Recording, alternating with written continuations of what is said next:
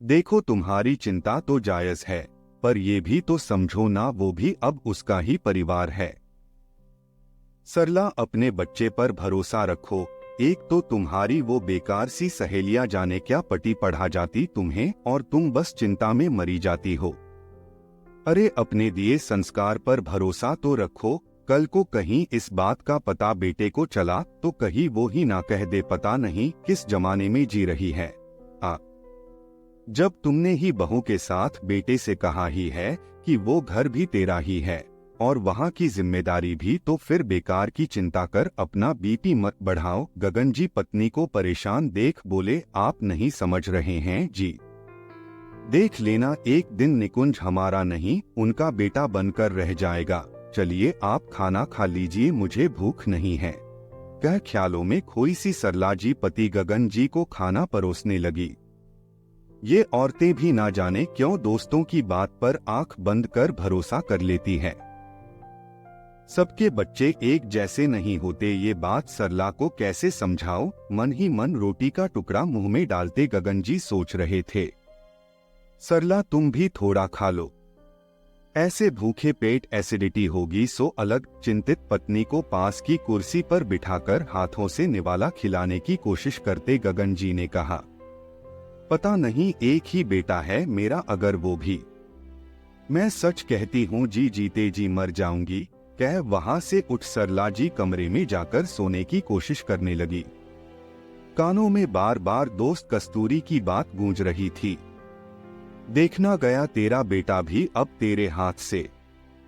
सोच ही रही थी कि मोबाइल की घंटी बजी, देखा तो बेटे निकुंज का फोन था। हेलो, सरला जी ने कहा। क्या हुआ माँ, इतने मध्यम स्वर में बोल रही हो, तबीयत ठीक नहीं है क्या? निकुंज ने पूछा। नहीं नहीं ठीक हूँ, आवाज दुरुस्त कर सरला जी बोली। अच्छा सुनो, कल राशि के पेरेंट्स के घर जाना, कुछ लेकर जाना होगा क्या? पहली बार यहाँ से जा रहा हूँ तो मुझे कुछ समझ नहीं आ रहा है, वहाँ से तो तुम पता नहीं क्या क्या थमा देती थी। निकुंज ने जैसे ही बोला सरला जी की रही सही चिंता सच में बदलती नजर आने लगी। सही है बेटा, यहाँ आने का वक्त नहीं मिलता, ससुराल जाने का बहुत मन कर रहा तेरा। चल जा ही रहा है तो खाली हाथ क्या जाएगा? गगन जी का बेटा है, वो भी इतनी अच्छी कंपनी में काम करता है। अच्छे से मिठाई फल लेकर जाना। कह सरला जी ने फोन रख दिया। उधर निकुंज सोचने लगा, ये मम्मी को क्या हुआ, ऐसे क्यों बोल रही। उसने फटाफट से पापा को फोन लगा दिया। हेलो पापा, ये मम्मी को क्या हुआ है? उखड़ी उखड़ी सी थी, मुझसे बात भी ठीक से नहीं किया, परेशान हो? निकुंज ने पूछा। अरे कुछ नहीं, जानते तो हो अपनी माँ को कोई कुछ कह देगा, बस दिल पर ये चिंता में डूब जाती। गगन जी समझा बुझाकर फोन रख दिए। खाकर कमरे में गए तो सरला जी रो रही थी। सरला बेटा है वो तुम्हारा, तुम्हारा ही कहलाएगा, और क्यों उससे ठीक से बात नहीं की? मुझे पूछ रहा क्या हुआ मम्मी को? हो गया ना वो भी परेशान। गगन जी गुस्सा करते हुए बोले, ये सही है तुम्हारा, जब मैं ससुराल में करता तो बहुत अच्छा दामाद, सरला का पति कितना अच्छा है सुनकर बहुत खुशी होती थी। पर आज बेटा ससुराल वाले शहर क्या रहने गया, तुम्हें तकलीफ हो रही है। वो पहले से ही वहां नौकरी कर रहा था, अब राशि का मायका वही है तो उसकी क्या गलती? तुम्हें तो तब बहुत अच्छा लगा कि बेटा इतनी बड़ी कंपनी में नौकरी करने गया है, तब उस शहर से कोई दिक्कत नहीं थी, अब वो शहर खराब नजर आ रहा है। गगन जी ने कहा, आप नहीं समझेंगे जी, सो जाइए। कह सरला जी मुंह फेर कर सो गई। समय गुजर रहा था और बेटे को लेकर सरला जी की चिंता भी, पर बेटे से कुछ कह भी नहीं सकती थी। सलाह भी तो खुद ही देती थी, दोनों घर को अपना समझकर चलना। जब बेटा बहू अपने फर्ज इधर बखूबी निभा ही रहे हो, जब समय मिलता यहाँ आते रहते। गगन जी को भी 3-4 दिन की छुट्टी मिलते ही निकुंज अपने पास बुला लेता। उधर जाते तो राशि के पेरेंट्स हमेशा अपने घर बुला लिया करते।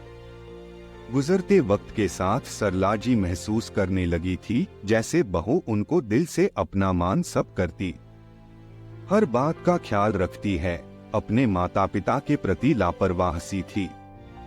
कहने का मतलब ये है कि जो बहू सास ससुर के रहते समय पर हर चीज करके दे दिया करती, मायके जाती तो कुछ नहीं करती। ये देख बहुत बार निकुंज कहता भी जाओ मम्मी की मदद करो, पर राशि नहीं सुनती। तो कितनी बार निकुंज जाकर मदद करने की कोशिश करता, दामाद को यूं मदद करने सास कभी नहीं देती, पर वो आग्रह करके कर दिया करता। इस बार जब सरला जी बेटे के घर गई तो राशि की माँ उनसे मिलने आई। राम सलाम के बाद राशि दोनों के लिए चाय नाश्ता लेकर आई और दोनों को बातें करने छोड़कर चली गई।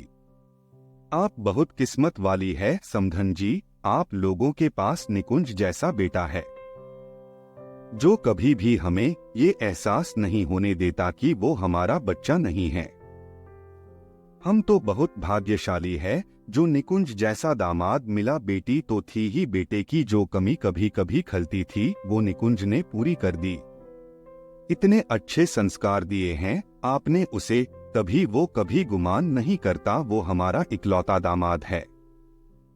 बस समझिए आपने हमारी बेटी अपना ली, बस वैसे ही हमने आपके बेटे को। आपका बहुत शुक्रिया समधन जी। राशि की मम्मी हाथ जोड़ भावावेश में डूब गई। ये क्या कर रही है समधन जी, राशि ने जब हमें इतना मान दिया तो निकुंज क्यों नहीं देगा। चलिए हम दोनों का परिवार इनसे पूरा हो गया, कह सरला जी ने राशि की माँ के हाथ पर हाथ रख अपनापन जताया।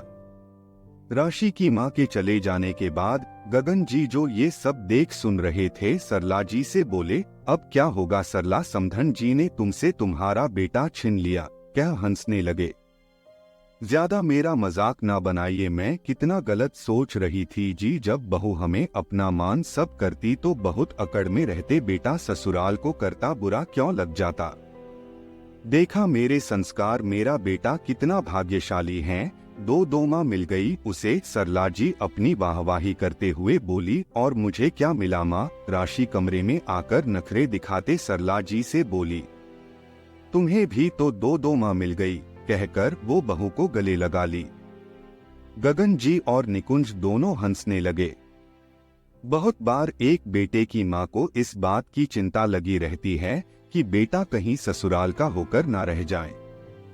बस सरला जी को भी यही चिंता सताए जा रही थी, पर अब समझ गई कि जब बहू अपना सब छोड़ ससुराल वालों को अपना सकती है तो दामाद क्यों नहीं। आपको हमारी रचना पसंद आई हो तो कृपया लाइक करें और कमेंट्स करें। धन्यवाद।